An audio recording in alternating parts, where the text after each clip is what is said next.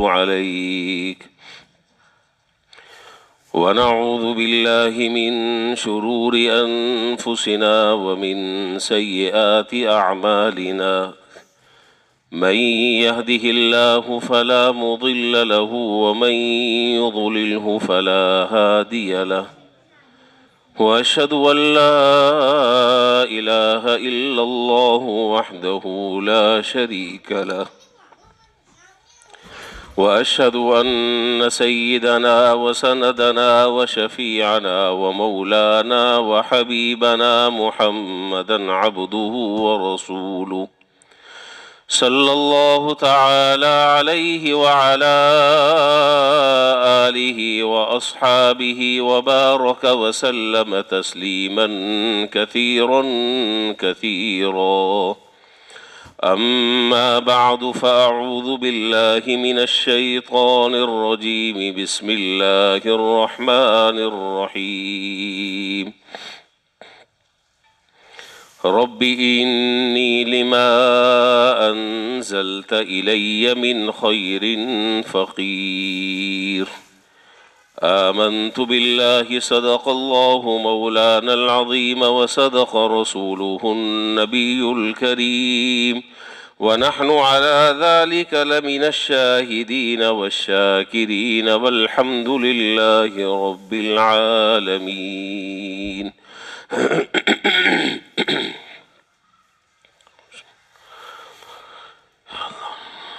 بزرگان محترم و برادران عزیز،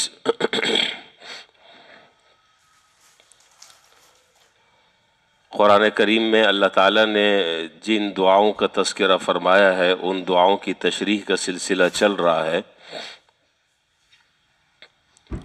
اب تک متعدد قرآنی دعاؤں کی تشریح مختصراً آپ کے سامنے عرض کی جا چکی ہے، اور آگے کچھ اور دعائیں بھی انشاءاللہ آئیں گی۔ ان دعاؤں کی موضوعات تو بہت سارے ہیں، اتنے موضوعات ہیں کہ اگر ان پر بات کی جائے تو کئی سال لگ جائیں، لیکن ان موضوعات سے بہتر میں یہ سمجھتا ہوں کہ جتنا ہم حالات حاضرہ پر تبصرہ کریں، معیشت اور سیاست پر تبصرہ کریں، موجودہ زمینی حقائق پر ہم بات کریں، مختلف جو آئے دن نت نئے حالات پیدا ہو رہے ہیں اس پر بات کریں، اور اس پر بات بہت سیر حاصل بحث کی جا سکتی ہے، گفتگو کی جا سکتی ہے، لیکن میری نظر میں وہ ساری کی ساری گفتگو غیر مفید ہے، سوائے وقت کے ضیاع کے کوئی اور حاصل نہیں۔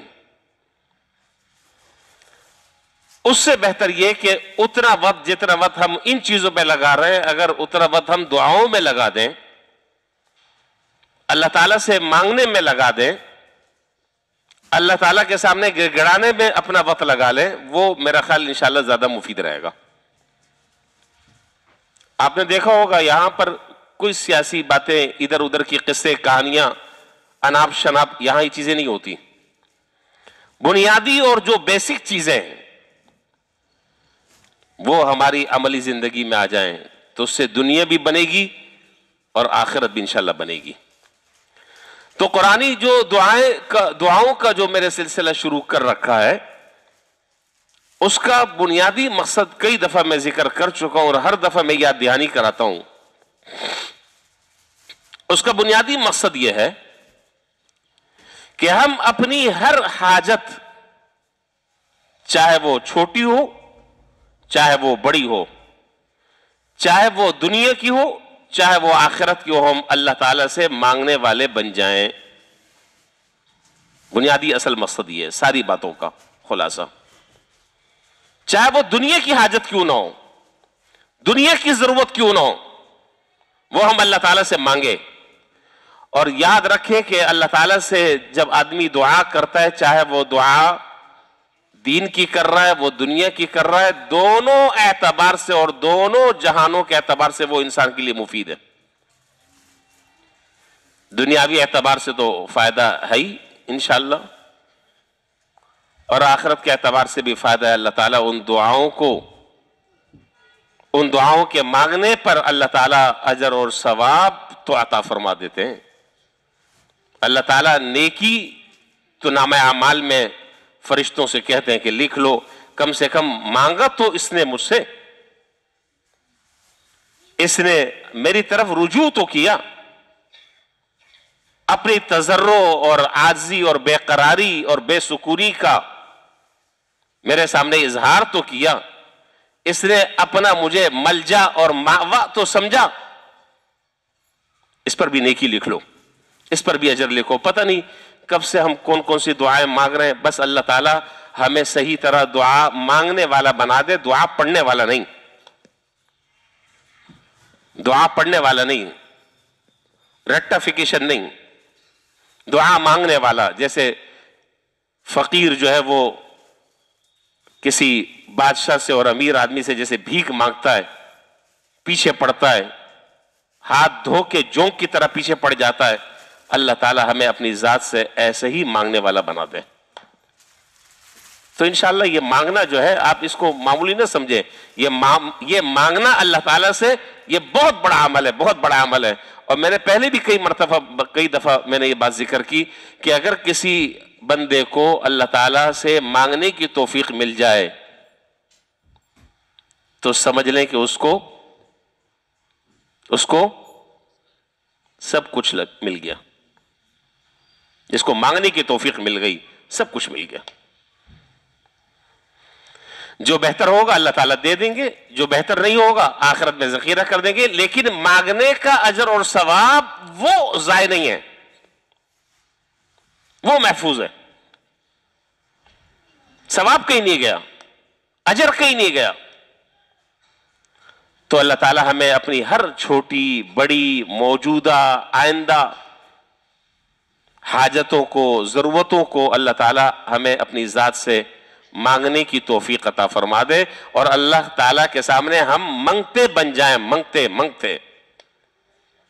بس یہ سمجھ لے جس آدمی کو اللہ نے اس کی توفیق دے دی، جس کو اس کی عادت پڑ گئی، جس کو اس کی توفیق مل گئی، بس اس کو تو دنیا بھی مل گئی اور آخرت بھی مل گئی. یہ ایک بنیادی بات جو ہے وہ ذہن میں رکھے. اب میں اگلی دعا کی طرف میں آ رہا ہوں جو آج مجھے شروع کرنی ہے.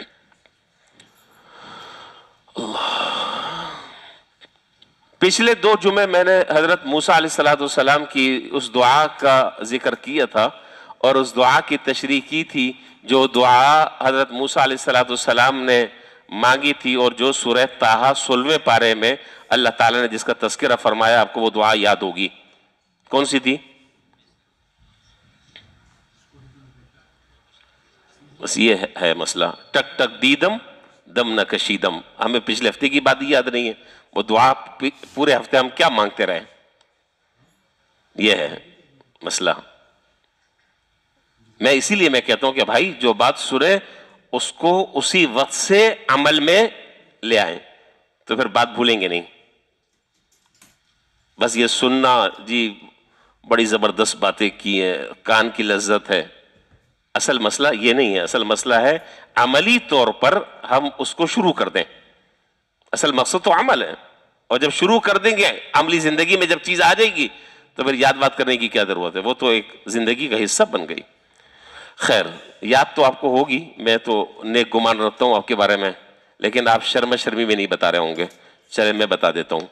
تو وہ دعا تھی رب اشرح لی صدری ویسر لی امری واحلل عقدۃ من لسانی یفقہوا قولی. اور اس دعا کا جو پس منظر ہے وہ پس منظر بھی میں نے آپ کے سامنے ذکر کیا تھا. بڑی اہم دعا ہے.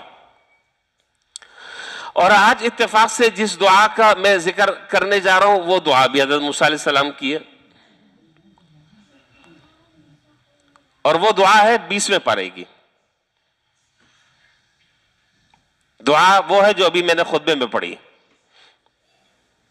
ربی انی لما انزلت الی من خیر فقیر،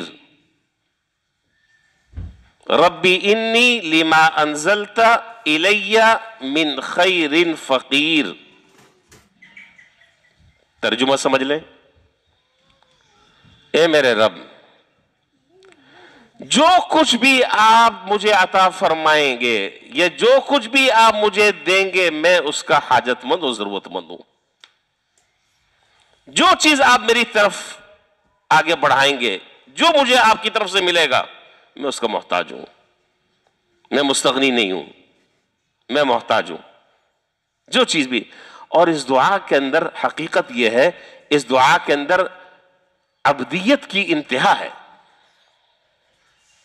عبدیت کی انتہا ہے، کمال ہے اس دعا میں۔ حضرت موسیٰ علیہ السلام نے جو کچھ مانگا، اب اس دعا کا دراصل پس منظر سمجھ لیں تاکہ بات سمجھ آ جائے کہ کس تناظر میں اور کس وقت میں، کن حالات میں حضرت موسیٰ علیہ السلام نے اللہ تعالیٰ سے یہ دعا کی اور اللہ تعالیٰ نے ان کی اس دعا کو کیسے شرف قبولیت عطا فرمائی۔ یہ بات تو آپ کے علم میں اور آپ جانتے ہیں کہ ایک فرعونی کا اور ایک قبطی کا آپس میں جھگڑا ہو گیا تھا۔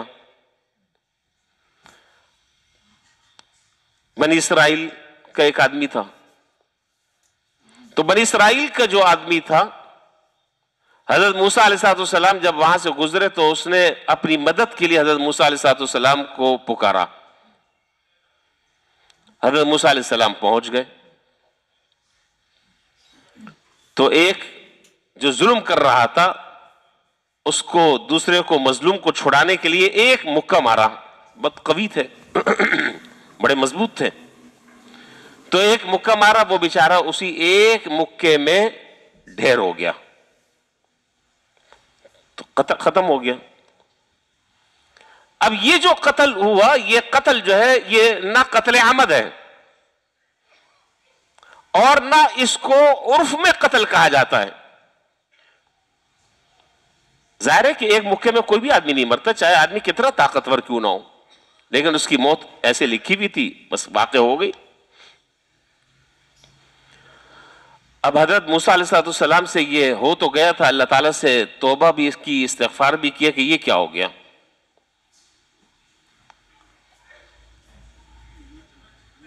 اتنے میں ایک شخص آیا اور اس نے حضرت موسیٰ علیہ السلام سے یہ کہا، جس کا اسی 20ویں پارے میں تذکرہ ہے، انہی آیات سے کچھ پہلے، ان الملأ یأتمرون بک لیقتلوک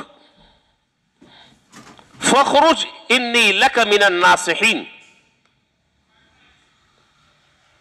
ان الملأ یأتمرون بک لیقتلوک فاخرج انی لک من الناصحین۔ وہ آنے والے شخص نے کہا کہ حضرت آپ سے مجھے بڑی ہمدردی اور بڑی خیرخواہی ہے، بڑے بڑے جو سردار ہیں وہ آپ کے قتل کے بارے میں مشورہ کر رہے ہیں، بہتر یہ کہ یہاں سے 3 2 5 ہو جائیں، نکل جائیں یہاں سے، خدا نہ خواستہ اگر پکڑ لیا آپ کے انتظار میں تو وہ پہلے ہی سے بیٹھے ہوئے ہیں کہ آپ ان کے ہتھے چڑھیں، اور پھر اتنا بڑا جرم بھی ہو گیا۔ اور حضرت موسیٰ علیہ السلام کے دل میں یہ خیال پیدا ہوا کہ معاملہ یہ کہ اگر میں پکڑا بھی جاتا ہوں، سمجھ لیں بات، اگر میں پکڑا بھی جاتا ہوں اور میں فرعون کے سامنے اپنے اس گناہ کا اقرار بھی کر لیتا ہوں تو مجھے پتا ہے کہ فرعون نہیں چھوڑے گا، وہ تو پہلے ہی پیاسا ہے۔ تو آنے والے نے بڑی خیرخواہی سے اور بڑی ہمدردی سے، بڑی لجاجت سے اس نے مشورہ دیا کہ آپ یہاں سے نکل جائیں۔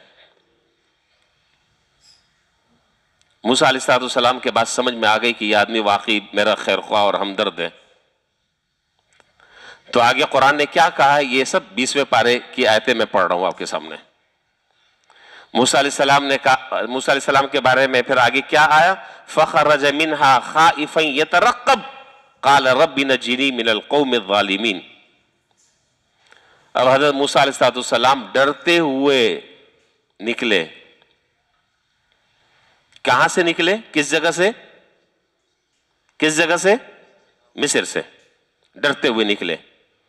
خائفن یترقب، بعض مفسرین نے یترقب کا بڑا بہترین ترجمہ کیا ہے. یترقب، حالات کا جائزہ لیتے ہوئے. اس سے علماء نے یہ مسئلہ مستنبط فرمایا کہ جب آدمی کو اس طرح کے کوئی خطرات ہو تو یہ نہیں کہ بس توکل اس کا نام ہے کہ آپ نے آنکھ بند کی اور چھلانگ مار لی، نہیں، ارد گرد کے حالات کا جائزہ لینا چاہیے. جو بہتر راستہ نظر آئے اس کی طرف جانا چاہیے. یہ توکل نہیں ہے کہ آپ نے آنکھ بند کی اور آپ نے چھلانگ مار لی، نہیں. فخرج منها خائفا يترقب، حضرت موسیٰ علیہ السلام نکلے ڈرتے ہوئے، یترقب، حالات کا جائزہ لیتے ہوئے. کہیں کوئی راستے میں بیٹھا تو نہیں ہے، یہ راستہ محفوظ ہے یا غیر محفوظ ہے، اس راستے سے میں جاؤں تو اس میں امن ہے یا خدا نخواستہ خطرات ہیں، یہ راستہ کس طرف جا رہا ہے، یہ ساری باتوں کا جائزہ لیا. قال رب نجنی من القوم الظالمین. اب دیکھیں یہاں پر دو باتیں اس جملے میں. حضرت موسیٰ علیہ السلام نے اللہ تعالیٰ سے دعا میں دو باتیں ارشاد فرمائی، دو باتیں کی. قال رب نجنی من القوم الظالمین، دو کام کیے. ایک کام تو یہ کیا کہ نکلے جو ان کے اختیار میں تھا، ٹھیک. دوسرا کام یہ کیا کہ نکلنے پر صرف اکتفا نہیں کیا، ظاہری اسباب اختیار کرنے پر اکتفا نہیں کیا، بلکہ ظاہری اسباب کے ساتھ ساتھ اللہ تعالیٰ سے دعا بھی کرتے رہے. پتہ نہیں بات سمجھ رہے ہیں کہ نہیں سمجھ رہے. صرف ظاہری اسباب پر اکتفا اور بھروسہ نہیں کیا، توکل اس کا نام نہیں ہے. ظاہری اسباب بھی اختیار کیے اور اللہ تعالیٰ سے دعا بھی کی. کیا دعا کی؟ رب نجنی من القوم الظالمین، اے میرے رب ظالم قوم سے بھی مجھے نجات عطا فرما دے. تو سبق یہ دیا ہم سب کو. قرآن کریم جو ہے نا وہ قصے، کہانی اور افسانے کی کوئی کتاب نہیں ہے. قرآن کریم جو ہے وہ تذکیر کی کتاب ہے، وعظ کی کتاب ہے، نصیحت کی کتاب ہے. اس میں سبق کی باتیں. سبق یہ دے رہے ہیں حضرت موسیٰ علیہ السلام اس دعا میں کہ دیکھو جو، اور یہ سب آپ سبق بھی دے رہے ہیں اور اللہ کے رسول بھی یہ باتیں ساری بتلا رہے ہیں کہ صرف اتنی بات کافی نہیں ہے کہ تم نے اسباب اختیار کر لیا اور بس اللہ اللہ خیر صلی اللہ، نہیں، اسباب بھی اختیار کرو اور اس اسباب میں سب سے اہم ترین سبب دعا بھی ہے.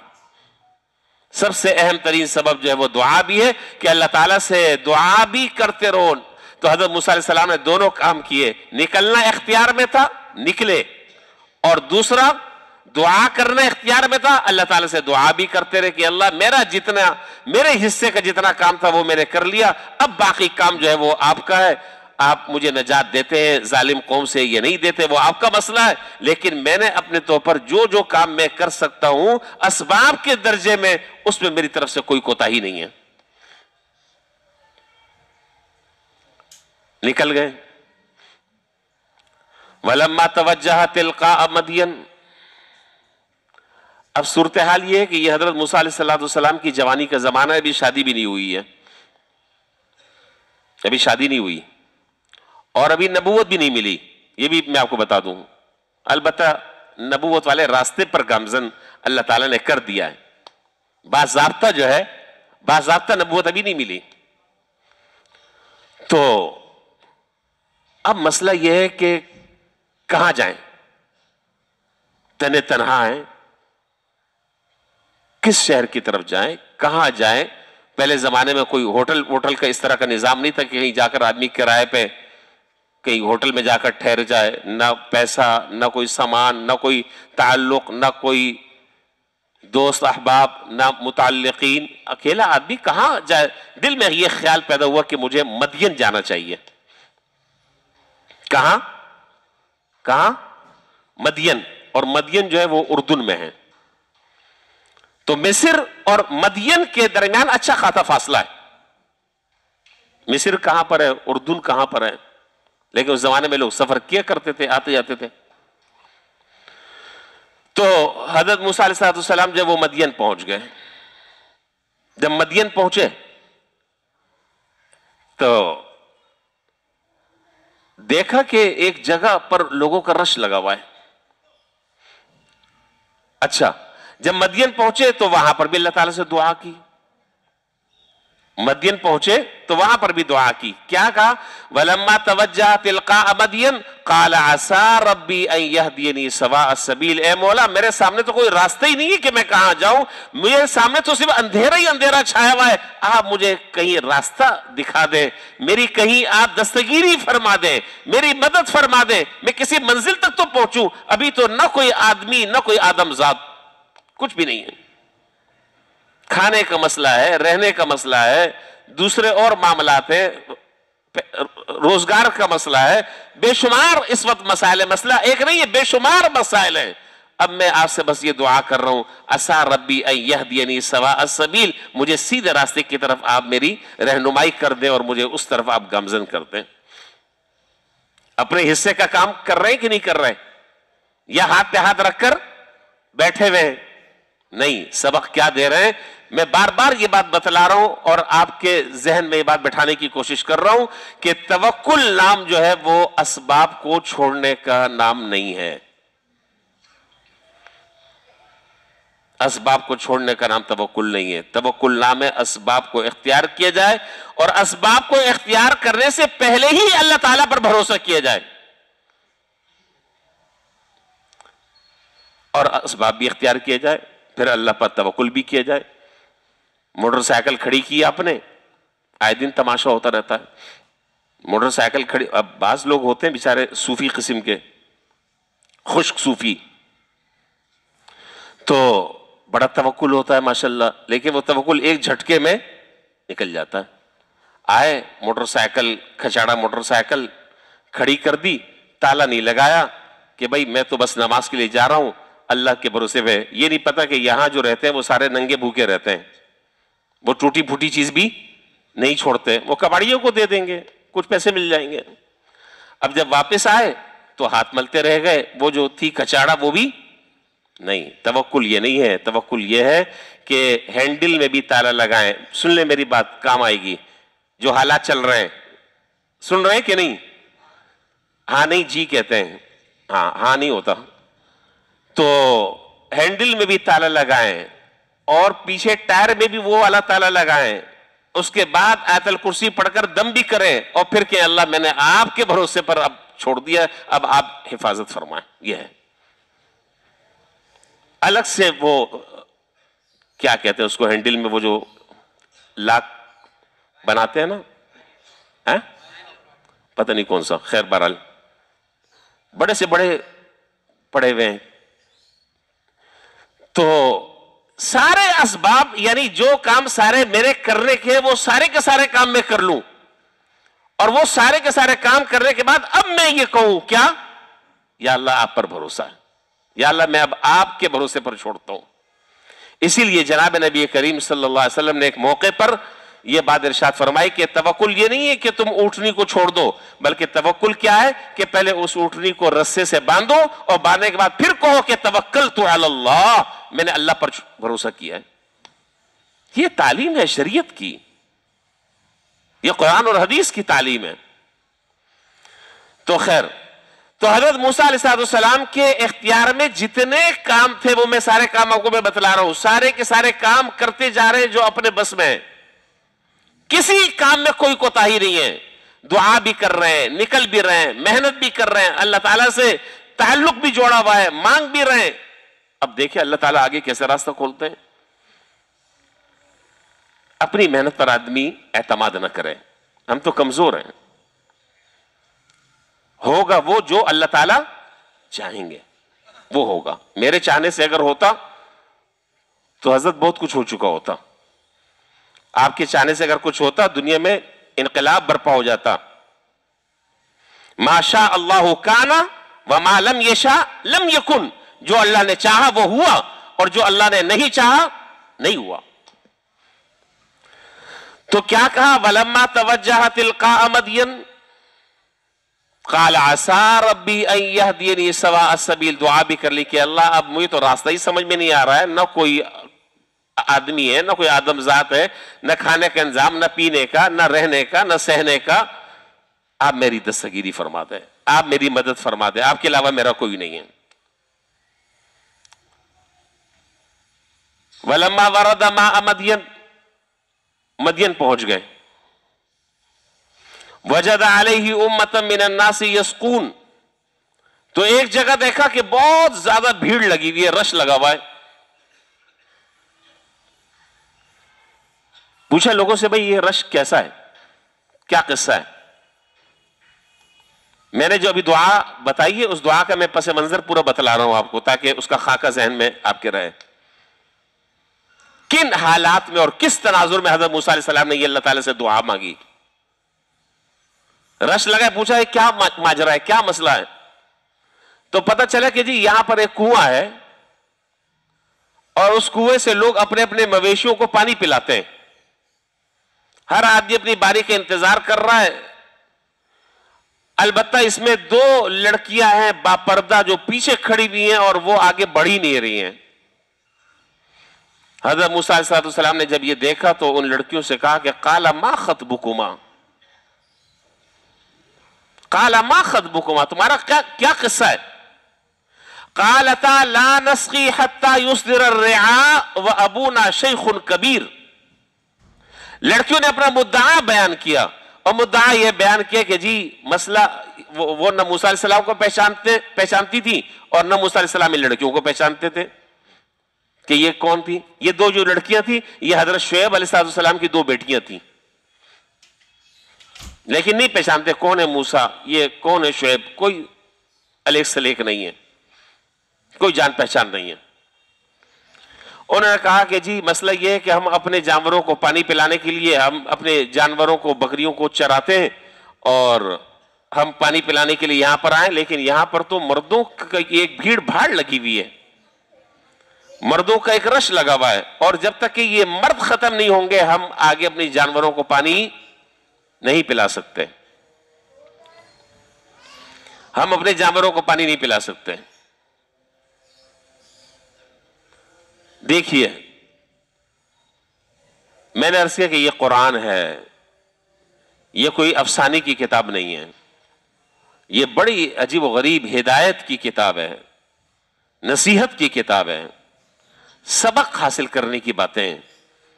ان قرآن حکیم کی جو تعلیمات ہیں ان تعلیمات کو سیکھ کر اور ان تعلیمات کو سمجھ کر انسان بنتا ہے، آدمی بنتا ہے، پجامے سے باہر نکلتا ہے، انسانیت آتی ہے. یہ بہترین تعلیم قرآن دے رہا ہے. اب یہاں حضرت موسیٰ علیہ السلام نے جو لڑکیوں سے پوچھا اور لڑکیوں نے جو جواب دیا، کہا کہ ہم نہیں پانی پلا سکتے جب تک کہ یہ مرد نہ چھڑ جائے. وَأَبُونَا شَيْخٌ کبیر، ایسی ذہین لڑکیاں تھی، ساری باتیں دو جملے میں خود کہہ دی. وَأَبُونَا شَيْخٌ کبیر، حضرت ہمیں نکلنے کا کوئی شوق نہیں ہے، ہمارے والد بہت بوڑھے ہیں، وہ نہیں نکل سکتے، اب مجبوراً ہمیں نکلنا ہے، اپنی بکریوں کو چرانا ہے اور اس کے بعد پانی پلانا ہے، لہذا اس وجہ سے ہم باہر آئے. اس آیت کے تحت حضرات مفسرین نے بڑی اہم باتیں ذکر کی ہیں، پہلی بات تو یہ ذکر کی کہ باہر کے انتظام اور انصرام سنبھالنا یہ مرد کی ذمہ داری ہے، عورت کی ذمہ داری نہیں ہے.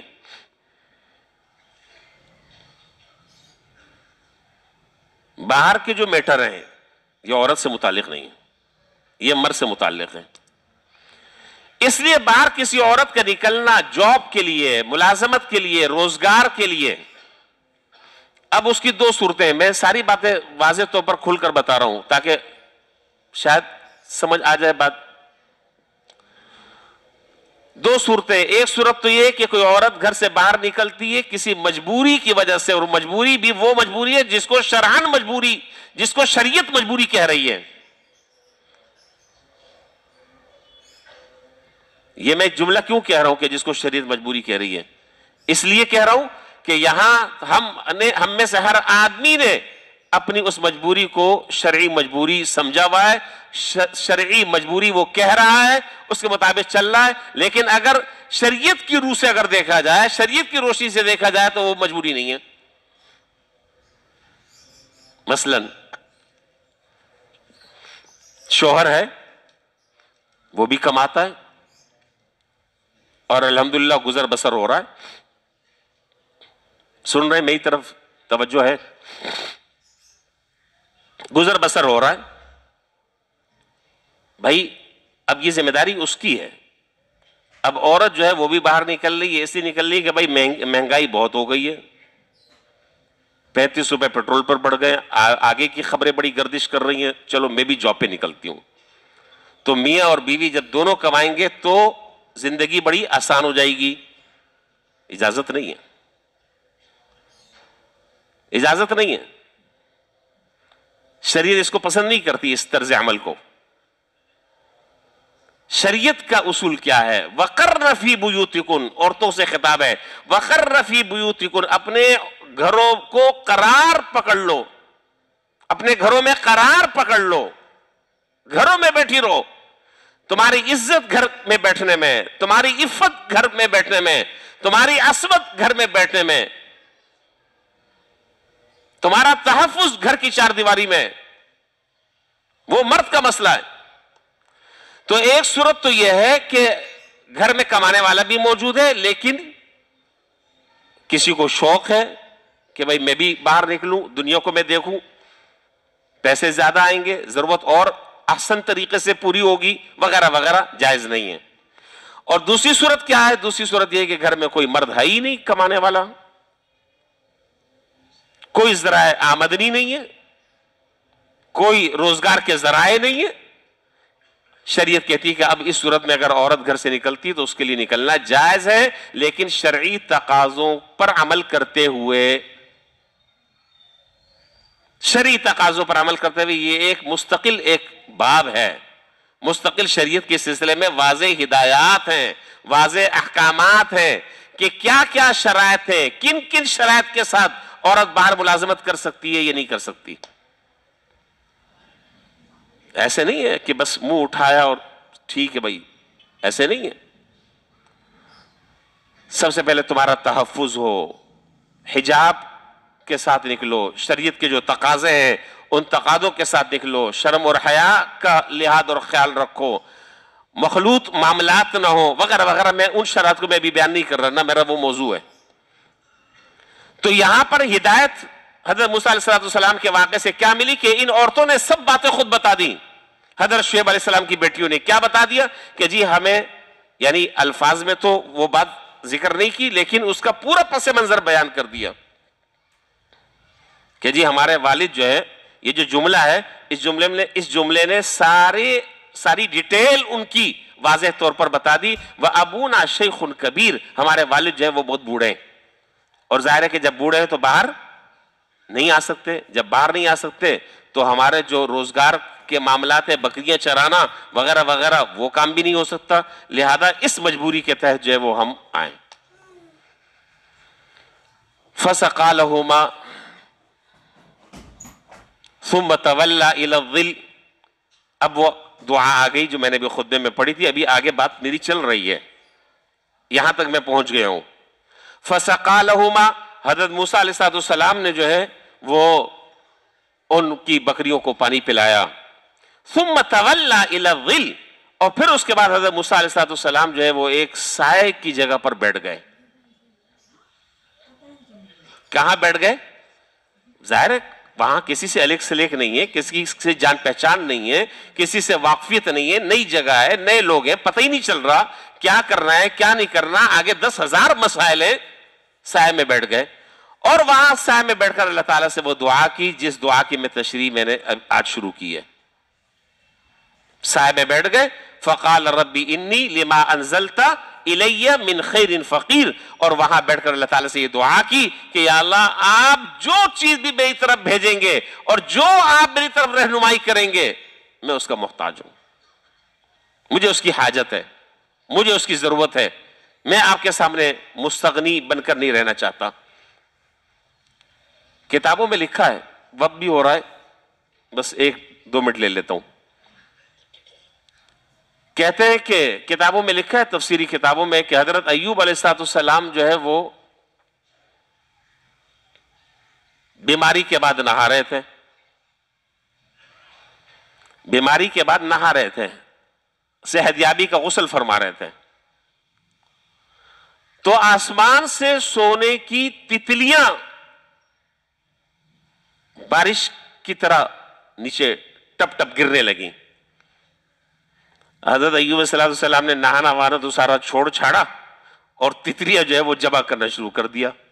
فوراً آواز آئی, سن رہے ہیں میں بہت اہم بات کر رہا ہوں, نہانا وہانا چھوڑا اور چھوڑ کر تتلیاں جمع کرنی شروع کر دیں. اللہ تعالیٰ کی طرف سے آواز آئی کہ اے ایوب, کون سی ایسی نعمت ہے جو آپ کو نہیں ملی, کون سی ایسی ضرورت ہے جو آپ کی پوری نہیں ہو رہی, کون سی ایسی حاجت ہے جو آپ کی نامکمل اور ادھوری رہی اب تک, یہ کیا کر رہے ہیں؟ نبی تو پھر نبی ہوتا ہے نا, نبی کی باتیں تو پھر عام آدمی کی باتیں نہیں ہوتی, نبی نبی ہوتا ہے. تو جب یہ کہا تو حضرت ایوب علیہ السلام نے اللہ تعالیٰ کو جواب دیا. جب اللہ تعالیٰ نے یہ فرمایا تو جواب دیا کہ اللہ, میں آپ کی کسی نعمت سے میں مستغنی نہیں ہو سکتا,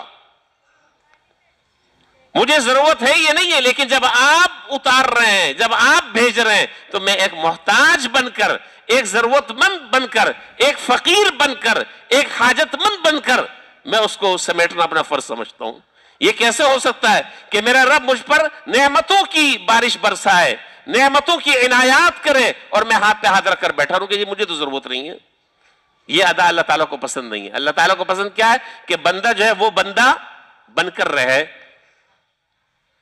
بندہ جو ہے وہ بندہ بن کر رہے.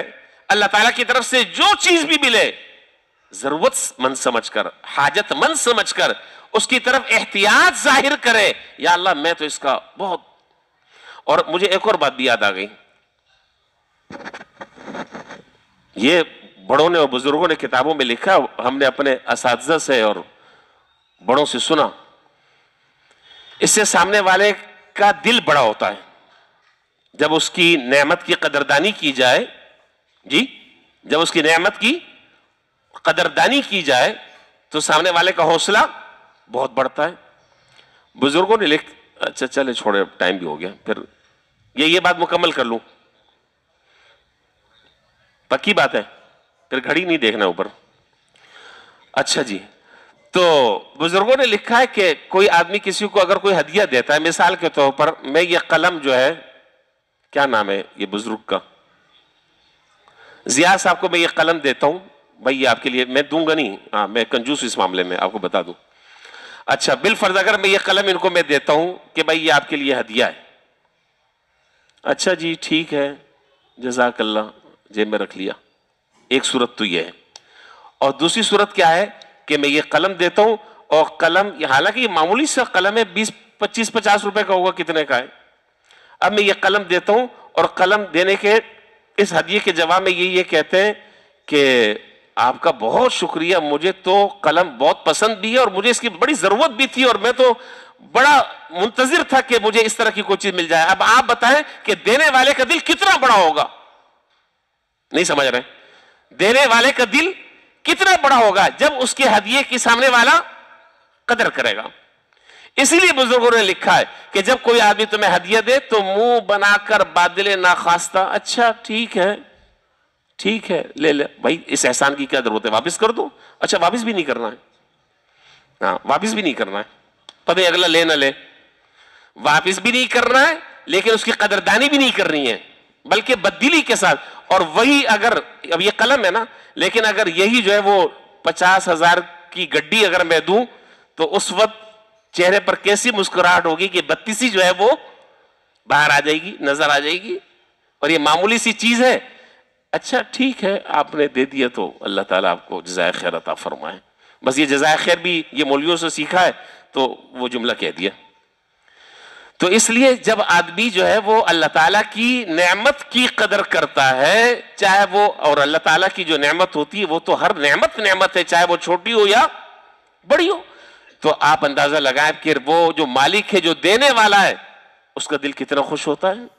انسان جو ہے اس کا شکر ادا کرتا ہے, اس نعمت کو صحیح استعمال کرتا ہے, اللہ تعالیٰ وہ نعمت دینے والا کتنا خوش ہوتا ہے, پھر وہ نعمتوں کے دروازے کھولتا ہے. تو خیر فقال ربی انی لما انزلت الی من خیر فقیر، انہوں نے کہا حضرت موسیٰ علیہ السلام نے کہ اے میرے رب، جو کچھ بھی آپ مجھے عطا فرمائیں گے، اس لیے کہ میں اس وقت تو بالکل تنہا ہوں اور میرے سامنے مسائل کا انبار ہے، کوئی راستہ مجھے نظر نہیں آ رہا، جو چیز آپ میری طرف بھیجیں گے میں اس کا محتاج ہوں، مجھے اس کی ضرورت ہے۔ پھر آگے اللہ تعالیٰ نے ان کے لیے راستے کیسے کھولے، کیسی مدد فرمائی، پھر آگے کیا واقعہ پیش آیا، انشاءاللہ زندگی رہی تو پھر ہم بعد میں بات کریں۔ مجھے تو آج کچھ اور باتیں بھی کرنی تھی آخر میں، لیکن بہرحال باتیں تو یہیں پر ساری ہو گئیں۔ اللہ تعالیٰ ہمیں ان باتوں پر عمل کرنے کی توفیق عطا فرمائے۔